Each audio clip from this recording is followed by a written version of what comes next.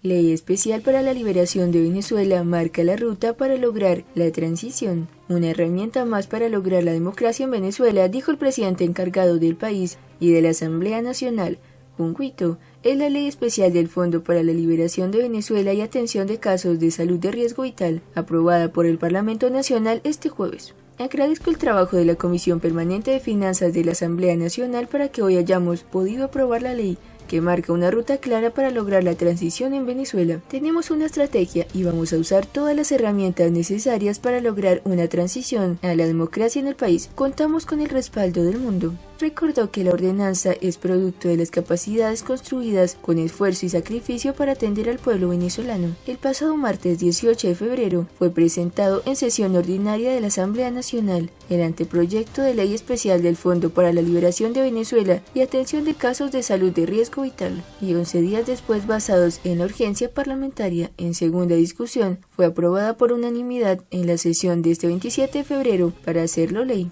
Los 4 elementos centrales en la ley son el fortalecimiento del Parlamento y el accionar de los diputados, atención de casos vitales, fortalecimiento, el actuar en materia internacional y la inteligencia en materia de seguridad a los venezolanos para actuar en la lucha. Primordial, gastos sociales. Entre las prioridades de la Ley Especial del Fondo para la Liberación de Venezuela y Atención de Casos de Salud de Riesgo Vital será el financiamiento de los gastos sociales con atención prioritaria para la emergencia humanitaria, referida a casos de hospitales, dijo Alfonso Marquina, presidente de la Comisión Permanente del Parlamento. Será destinada a una tercera parte del fondo. Durante su intervención en la sesión ordinaria, en donde solicitó se le diera urgencia parlamentaria.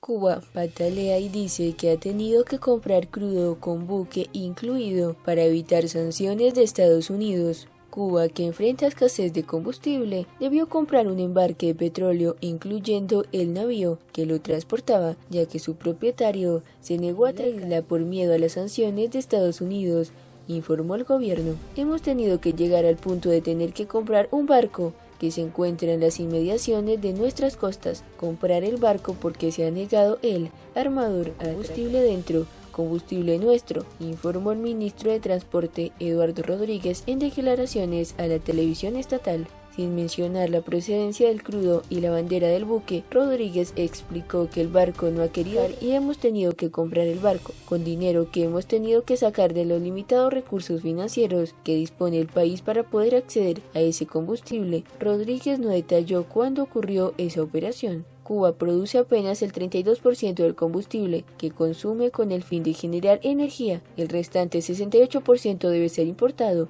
fundamentalmente de Venezuela, lo cual se ha complicado por las sanciones que Washington le impuso desde mediados de 2019 y que le impiden asegurarse un abastecimiento fluido de petróleo. Hemos tenido que tomar muchas decisiones para poder garantizar el suministro de combustible, dijo el ministro, quien explicó que septiembre de 2019 fue el periodo más difícil para la isla en ese aspecto. Washington culpa a La Habana de ser sostén militar y represivo del gobierno del socialista Nicolás Maduro. Cuba lo niega, pero mantiene su apoyo incondicional a su principal aliado político. Rodríguez añadió que el embargo impuesto por Estados Unidos a la isla desde 1962 y reforzado por el gobierno de Donald Trump tiene fuerte impacto en la vida cotidiana, sobre todo para el transporte y el funcionamiento de la economía.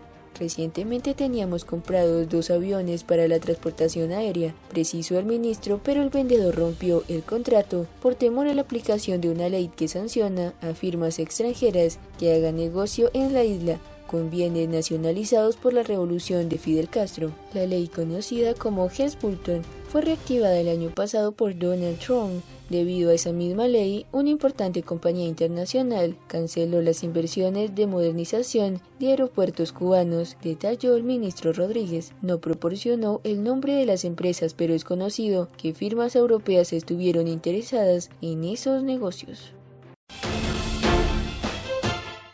Venezolanos disfrutaron al son de la música y emoción de nuestros niños. Delcy Rodríguez, representante del régimen chavista, manifestó a través de su cuenta de Twitter que los venezolanos pudieron disfrutar de los carnavales sin rendirse ante ningún poder extranjero. Venezuela celebra sus carnavales con la alegría y el colorido de un pueblo que no se rinde ante ningún poder extranjero y sus serviles. Además comentó que los venezolanos pudieron disfrutar en las calles al son de la música y con la emoción de los niños. El socialismo, nuestro principal enemigo. Sé que no le hago ningún favor a Moisés Naim, avecinándolo con el comisionado del socialista Juan Guaidó ante la ONU, el desangelado socialista Pizarro, pero comparten todos ellos la coartada perfecta de todos los socialistas a la hora de dar cuenta de los desafueros de los gobiernos socialistas, a los que abierta o veladamente pretenden expulsar de su máximo pecado, ser socialistas. Ni uno ni otro son auténticamente socialistas. Por una razón de ética epistemológica, ellos son malos. El socialismo es bueno. Jean-François Revel ha dedicado gran parte de su vida intelectual, una de las más fructíferas del pensamiento liberal francés, a desenmascarar y denunciar la impostura en la que han recurrido los socialistas franceses para salvar el pellejo. Los de Stalin y los de la Unión Soviética, así como los de Mao y Castro, y todos los tiranos socialistas se debieron a que ninguno de ellos era auténticamente socialista. Lo traicionaban socialistas auténticos solo fueron Marx y Engels, que para su inmensa fortuna lo traicionaban. Socialistas auténticos solo lo fueron Marx y Engels, que para su inmensa fortuna inventaron el socialismo puro, pero jamás se vieron ante la dura realidad de demostrar en la práctica sus bondades. En ese hiato nunca resuelto, ambos pensadores, antes de que se comprobaran las consecuencias catastróficas y devastadoras provocadas por la implementación de su deslumbrante utopía, han basado sus justificaciones los hijos de Mauricio Torres, Palmiro Togliatti y Santiago Carrillo. Hitler fue el propio inventor del nacionalsocialismo. Si no lo hubiera sido, los nazis hubieran culpado del nazismo a ese imaginario personaje, y hoy estaríamos plagados de nazis. Revel, empeñado a desmitificar para siempre el fraude marxista-leninista, se esforzó en demostrar que no existía otro socialismo que el socialismo real, que Stalin era la versión sobreviviente del único, socialismo posible a la moda, que el lugar estaban los genes de la crítica de la economía política desarrollada en el capital, y que el socialismo era la jaula dorada del marxismo soviético. Con ello borrón y cuenta nueva, como en la tradición monárquica inglesa cuando iba al socialismo. Esa manera de lavarse los pecados sin pasar por el confesionario ha permitido que seres aparentemente ingenuos como Juan Guaidó, Leopoldo López o Moisés Naim, todos ellos practicantes de una alcahueta pusilanimidad ante la dictadura chavista, pueden sostener con absoluta impunidad ante los medios internacionales, incluso en el foro de la ONU, que Nicolás Maduro no es socialista. Es como si el socialismo y la criminalidad fueran antónimos. Poco importa que las pandillas que nos asolan, cubanas, rusas y chinas, sean el epítome sobreviviente del socialismo, que el desarrapado comisionado del inefable Guaidó ante la ONU defiende al socialismo, se entiende, satisface su ego de socialista chileno encubierto y trata de atraerse hacia el imaginario gobierno del interinato a los socialismos reales. Y que lo haga Moisés Naim está aún más claro. George Soros, sus mecenas, es la conciencia empresarial de personajes como Bernie Sanders, el oxímoron del gringo comunista que podrían ocupar el despacho oval.